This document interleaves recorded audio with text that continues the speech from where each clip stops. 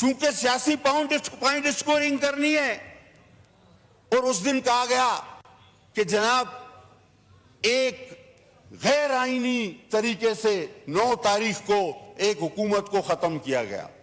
मुझे आप ये आइन कॉन्स्टिट्यूशन आपके पास पढ़ा है, मुझे आप नो कॉन्फिडेंस पढ़ के सुना दें, अभी सबको पता चल जाएगा कि that was the only constitutional no confidence only. तो फलस्तीन पे तो मैंने बात की, तो आपने उसके हक में तकरीरें की हैं, इसीलिए तो उठ के चले गए थे आप। अभी आ रहा हूं फलस्तीन पे, अभी दोबारा आता हूं फलस्तीन पे, थोड़ा हौसला रखो जनाब। इन्होंने ये कहा नो क्रॉस टॉक, अब चेयर को एड्रेस करें प्लीज। सर अब उनका दवाई का टाइम हो गया तो मैं क्या करूं। सर बात यह है कि जिस दिन सलामती काउंसिल की मीटिंग हो रही थी तो राय फरार इख्तियार की गई। अब उसकी असल वजह क्या थी, मैं उसमें भी आता हूं। लोगों ने कहा जी इसको नहीं बुलाया, उसको नहीं बुलाया, इसको नहीं बुलाया, ये बात नहीं थी। बात असल में ये थी कि जिस तरह की तकारीर वहां से होती हैं तो वो तो यहां खुद आके बैठे हुए थे, तो उसके सामने कौन बात करेगा। उसके सामने हिम्मत ही नहीं थी बात करने की। वो जो यहां बैठे थे 3 लोग, उनके सामने हिम्मत नहीं थी। रात तक आपस में ये होता रहा कि तुम बोलो, बाद में कहा जाते ही नहीं, बाइकाट का बहाना बना लेते हैं। इसके सामने बात कौन करेगा, इनके सामने तो हिम्मत ही नहीं। अब पीठ पीछे बात जितनी चाहे करा लो। वो मौजूद थे तो आप बात करते ना कि जी ये डी चौक पे भी नहीं आने देते, ये रात को उठा लेते हैं, ये डालों में ले जाते हैं। वो मौजूद थे, हिम्मत नहीं थी ना, मान लो हिम्मत नहीं थी। और कहा जी कि बाजवा के जरिए आपने जो है वो एक करारदाद, यार आपने तो हाजिरी भी कर्नल के जरिए लगवाई है सहवान में। ना कर सकता है कोई कसम खाएगा मेरा भाई, कोई दुरूद पड़ेगा कि बात गलत है। यहां तो हाजिरी भी कर्नल के जरिए, कोरम भी कर्नल के जरिए, बजट भी कर्नल के जरिए, इस पे भी तो दुरूद पड़े, कसम खाए ना आप। और फिर कहा गया अचकजई साहब के लिए और अख्तर मेंगल के लिए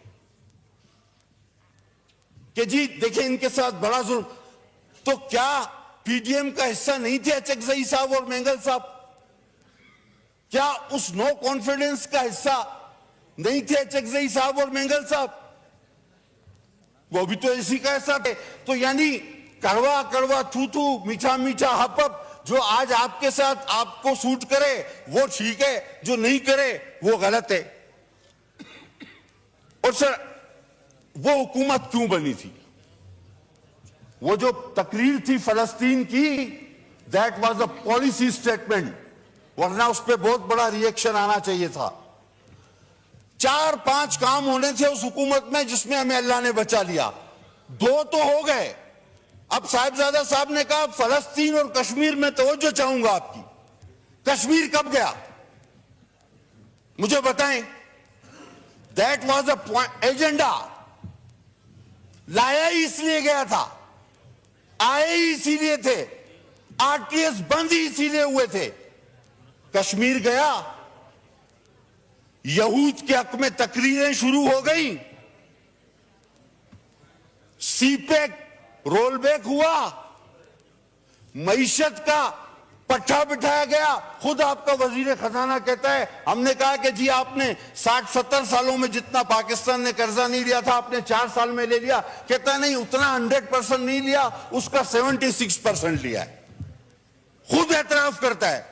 अजीब आदमी है। हम कहते हैं तुमने 100 बंदे मारे, कहता नहीं मैं बेगुनाह हूं, मैंने तो 76 मारे हैं। तो यही वाली मिसाल हो गई।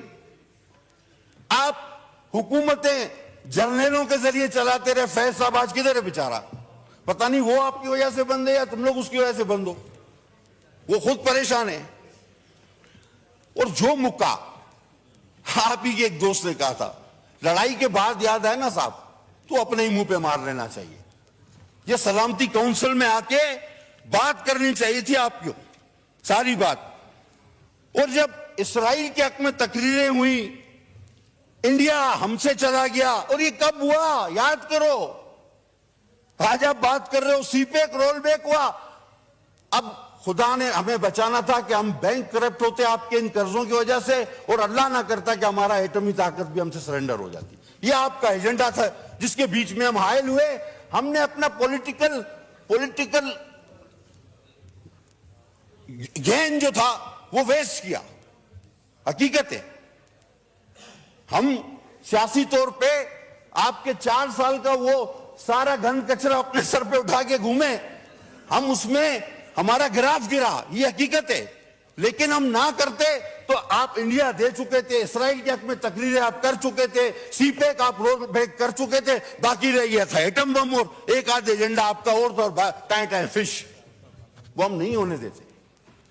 इसी की हमने कीमत अदा की। तो जनाब आखिर में देखिए, वफादारियां जो होती है ना, आप कहते हैं ओआईसी महातिर मोहम्मद ने बुलाई थी। यार इतना जल्दी भूल गए। इन्हीं वजीर आजम ने मलेशिया में ओआईसी रखवाई थी, एंड टाइम पे उधर मलेशिया में रखवा के खुद नहीं गया, भाग गया, बोला मैं नहीं आ रहा, यूटर्न। अब आप महातीर की बात की ना आपने, मैं आपको भी तारीख दिखा देता हूं। यही वजीर आजम ने कहा था कि ओआईसी वहां रखते हैं इस्लामी, वो भुट्टो था, भुट्टो। ओआईसी बुलानी है तो फिर भुट्टो चाहिए, और ओआईसी के बाद फांसी भी लगती है उसके लिए, फिर भुट्टो चाहिए। ये लोटो लुटेरों से काम नहीं चलेगा।